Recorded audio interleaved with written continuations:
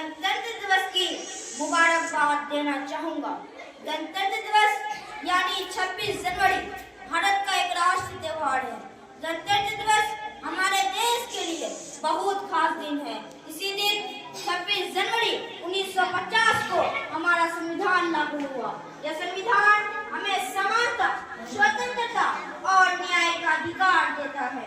15 अगस्त 1947 को हमारा देश ब्रिटिश शासन से आजाद हुआ, लेकिन आजादी के बाद देश को सही तरीके से चलाने के लिए संविधान की जरूरत थी।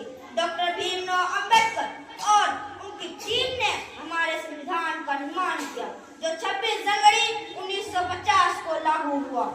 शहीदों ने तो अपना काम कर दिया है, अब जिम्मेदारी हमारी बनती है कि हम इस देश की उन्नति में अपना योगदान दें और एक ऐसे भारत का निर्माण करें जो पूरे विश्व के लिए एक मॉडल हो।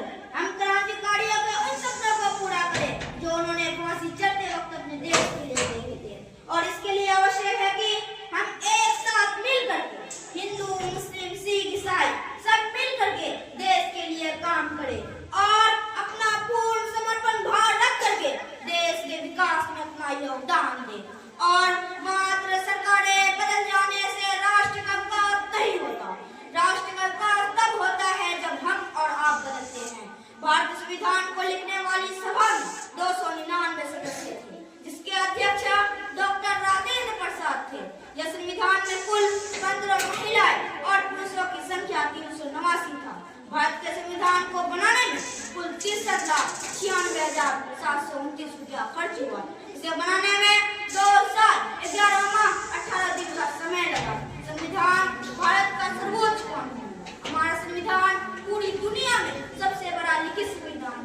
डॉक्टर भीमराव अंबेडकर जी हमारे संविधान के जनक हैं। हमें हमेशा अपने संविधान का सम्मान करना चाहिए। गणतंत्र दिवस हमें एकता और समानता का संदेश देता है। मुझे भारतीय होने का गर्व है और मैं अपने देश से बहुत प्यार करता हूँ। भाषण का समापन मैं कुछ शायरी से कहना चाहूँगा।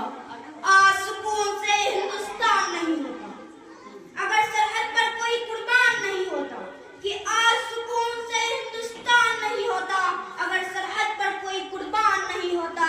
जिसका परिवार घर पर रास्ता देखता हो, उसे सीने पर गोली खाना आसान नहीं होता। जब भी खतरे में होगा चैन अमन और आवाज लगाएगा यह वतन, कि जब भी खतरे में होगा चैन अमन और आवाज लगाएगा यह वतन, तो लाखों सर पे आएंगे सर पर बांध कर। हम अपनी जान के दुश्मन को हम अपनी जान कहते हैं, कि हम अपनी जान के दुश्मन को हम अपनी जान कहते हैं। मोहब्बत की सी मिट्टी को हिंदुस्तान कहते हैं। मेरे मुल्क की अपनी अलग